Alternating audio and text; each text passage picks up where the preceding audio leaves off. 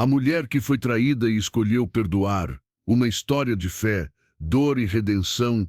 Há histórias que não se contam com pressa. Há feridas que sangram devagar. E há curas que demoram uma vida inteira para florescer.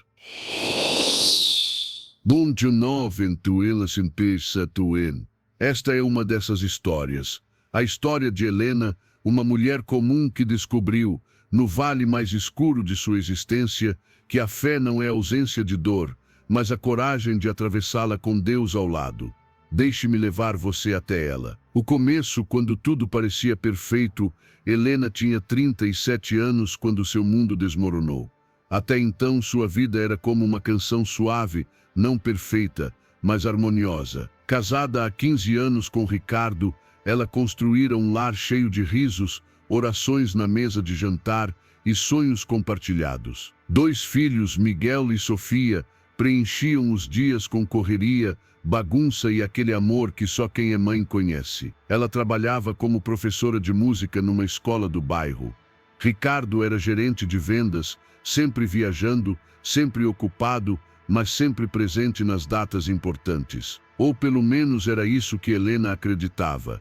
Aos domingos, a família ia junta à igreja. Helena cantava no coral, erguia as mãos durante os louvores e sentia, profundamente, a presença de Deus naquele lugar. Sua fé era simples, sincera, construída tijolo por tijolo desde a infância. Ela acreditava que, se você fizesse o bem, se orasse, se confiasse, Deus protegeria sua família. Mas a vida, meu amigo, tem um jeito cruel de nos ensinar que fé não é blindagem contra a dor. A descoberta, o chão que se abre, foi numa quinta-feira comum. Helena limpava a casa enquanto os filhos estavam na escola. O celular de Ricardo estava na mesa da cozinha. Ele havia esquecido ao sair correndo para mais uma reunião. E então, como um trovão que rompe um céu azul, a tela acendeu. Uma mensagem. Amor, já estou morrendo de saudades. Quando você volta? Helena sentiu o coração parar. As mãos tremeram. Ela pegou o telefone, hesitante, mas já sabia. No fundo, talvez sempre soubesse. As viagens que se estendiam, as reuniões que nunca acabavam, o perfume diferente na camisa, os olhos distantes durante o jantar. Abriu as mensagens. E ali estava meses de conversas, fotos, juras de amor, promessas de uma vida nova. Tudo escancarado, tudo real, tudo dolorido. Helena caiu de joelhos no chão da cozinha. Não gritou, não chorou imediatamente. Apenas respirou, tentando entender como é que o mundo continuava girando quando dela havia acabado de implodir. E então, como um sussurro sufocado, saiu de sua boca: Deus, por quê? O abismo, noites sem resposta. Os dias que se seguiram foram os mais sombrios de sua vida. Helena confrontou Ricardo naquela mesma noite. Ele negou, depois minimizou, depois confessou. Disse que era um erro, que estava confuso, que a amava, que pediria perdão 1000 vezes. Mas as palavras dele soavam vazias. Como perdoar o imperdoável? Como reconstruir sobre escombros? Como olhar nos olhos do homem que jurou fidelidade diante de Deus e não sentir nada além de traição? Helena entrou num túnel escuro. Passou a dormir no quarto de hóspedes. Evitava olhar para Ricardo. Escondia a dor dos filhos, mas eles sentiam. Crianças sempre sentem quando a tempestade se aproxima. Ela parou de ir à igreja. Não conseguia. Como louvar a Deus quando se sentia tão abandonada? Como erguer as mãos quando tudo o que queria era usar os punhos para bater no peito e gritar? As amigas ligavam, ofereciam conselhos. Você precisa se valorizar, Helena. Manda ele embora. Homem que trai uma vez, trai sempre. Você merece ser feliz. E ela concordava. Merecia, sim. Mas o que era felicidade agora? Um conceito vago, distante, impossível. À noite, quando todos dormiam, Helena se ajoelhava no chão frio do banheiro e chorava. Chorava tanto que o corpo doía. E orava. Orava sem palavras bonitas, sem versículos decorados, apenas com gemidos e questionamentos. Deus, onde está o Senhor? Por que permitiu isso? Eu confiei. Eu tentei fazer tudo certo. E agora? Deus não respondia. O silêncio era ensurdecedor. O primeiro raio de luz, a palavra que arde, foi sua avó, Dona Ruth, quem primeiro a visitou. Uma mulher de 82 anos, viúva há 20, com mãos marcadas pelo tempo e olhos cheios de sabedoria. Ela bateu a porta numa manhã chuvosa, entrou sem pedir licença e sentou-se ao lado de Helena na sala. Eu sei, disse simplesmente. Helena tentou sorrir, mas desmoronou. Chorou no colo da avó como uma criança perdida. Dona Ruth deixou-a chorar. Depois, com a voz firme mas suave, disse: Filha, você acha que é a primeira mulher que Deus permite passar por isso? Você acha que sua dor é maior que a dele quando nós o traímos todos os dias? Helena ergueu o rosto, confusa. Lembra de Uzias? Continuou a avó. Deus mandou aquele profeta casar com uma mulher que o trairia. E sabe por quê?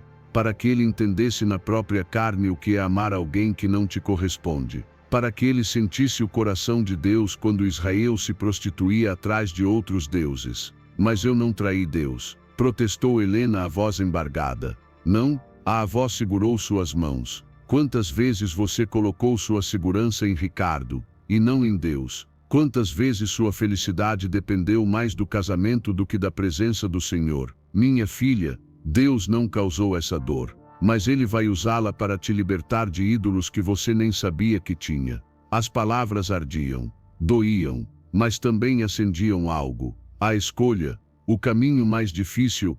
Helena começou a ler a Bíblia novamente, não por obrigação, mas por desespero. Precisava de algo maior que sua dor, algo que fizesse sentido no meio do caos. E foi no livro de Uzias que ela encontrou sua história espelhada. Deus amando um povo infiel. Deus chamando de volta quem o abandonou. Deus perdoando, não porque a traição fosse pequena, mas porque o amor era grande demais. Eu a conquistarei de novo, dizia o Senhor sobre Israel. Levarei ao deserto e falarei ao seu coração. Deserto.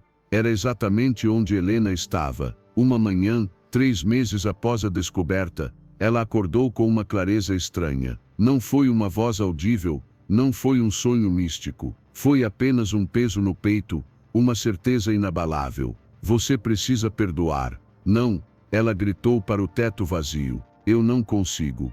Eu não quero. Ele não merece. E foi então que veio a resposta, como um sussurro suave. E você merecia meu perdão. Helena paralisou. Lembrou-se de cada vez que havia falhado, mentido, julgado, se afastado de Deus. Lembrou-se da cruz, do sangue derramado, do perdão imerecido que a havia salvado, e chorou. Mas dessa vez era diferente. Era um choro de quebrantamento, de rendição. A jornada, perdoar, não a esquecer. Perdoar Ricardo não foi um momento, foi uma decisão diária, às vezes horária. Helena o chamou para conversar. Disse que escolheria tentar reconstruir, não por ele, mas por obediência a Deus. Que não sabia se o amor voltaria, mas que a disposição estava ali. Ricardo chorou como ela nunca havia visto. Aceitou fazer terapia de casal, individual. Comprometeu-se a reconstruir a confiança tijolo por tijolo. Mas a jornada era brutal. Havia dias em que Helena olhava para ele e só via o homem que a traíra. Havia noites em que o rancor fervia e ela queria gritar, destruir, fugir. E nesses momentos, ela voltava para o deserto, não o deserto físico, mas aquele lugar de oração, de solidão com Deus, onde ele falava ao coração dela. Por que eu preciso fazer isso, Senhor? Ela perguntava, de joelhos, exausta. E Deus respondia, não com palavras, mas com sua presença, com uma paz inexplicável, que inundava o quarto escuro, com força que não vinha dela. Helena percebeu algo profundo. Perdoar não era concordar com o que aconteceu. Não era dizer, está tudo bem. Perdoar era largar o direito de vingança. Era recusar deixar a mágoa definir seu futuro. Era confiar que Deus era justo e faria todas as coisas cooperarem para o bem. Levou mais de um ano de terapia, de conversas difíceis, de recaídas emocionais. Mas aos poucos, algo novo começou a nascer. A transformação. Quem ela se tornou 2 anos após a descoberta. Helena era outra mulher, não porque tudo estava perfeito, O casamento ainda tinha cicatrizes, ainda exigia esforço diário, mas porque ela havia encontrado algo que a traição nunca poderia tirar, uma intimidade com Deus que era inabalável. Ela voltou a cantar no coral, mas agora, cada nota era uma declaração de guerra contra a desesperança. Cada louvor era um testemunho vivo de que Deus restaura, cura, transforma. Helena começou a ministrar para outras mulheres, viúvas, divorciadas, traídas, abandonadas. Sentava-se com elas nos bancos da igreja, segurava suas mãos trêmulas e dizia: eu sei, eu passei por isso, e Deus não me abandonou nem por um segundo. Seu testemunho era simples: Deus não prometeu que a vida seria fácil, Ele prometeu que estaria conosco, e isso muda tudo. Ricardo também mudou. O homem arrogante, sempre ocupado, deu lugar a alguém humilde, presente, comprometido. Ele passou a liderar devocional com os filhos, a servir na igreja, a testemunhar abertamente sobre como Deus o resgatou de si mesmo. Miguel e Sofia, que haviam sentido a tempestade, agora viam a restauração, e aprenderam, sem perceber, que fé não é ausência de provações, mas confiança em meio a elas. O encontro inesperado, quando tudo faz sentido. 5 anos depois, Helena recebeu uma ligação. Era Mariana, a outra mulher, sim, aquela. Ela pediu para se encontrar. Helena quase desligou, mas algo a impediu. Senhor, isso é o Senhor. Orou rapidamente. Aceitou. Encontraram-se num café discreto. Mariana estava magra, pálida, com olhos fundos. Começou pedindo desculpas, chorando compulsivamente. Contou que sua vida havia desmoronado. Perdeu o emprego, entrou em depressão, tentou suicídio 2 vezes. Eu preciso saber, Mariana disse, a voz quebrada, como você conseguiu perdoar, como você sobreviveu. Eu quero o que você tem. Helena respirou fundo, olhou para aquela mulher quebrada, a mesma que havia destruído seu casamento, e sentiu, pela primeira vez, compaixão genuína. Não foi eu, Helena disse suavemente, foi Jesus. Eu estava tão destruída quanto você, mas ele me pegou no chão, me limpou, me curou, e quer fazer o mesmo por você. Naquele café, Helena levou Mariana a Cristo, orou com ela, segurou suas mãos enquanto ela confessava seus pecados, e recebia o perdão divino. E Helena entendeu, tudo aquilo, a dor, a traição, o deserto, não foi em vão. Deus a quebrantou para que ela pudesse ser um canal de cura. A fez atravessar o vale para que pudesse guiar outros através dele.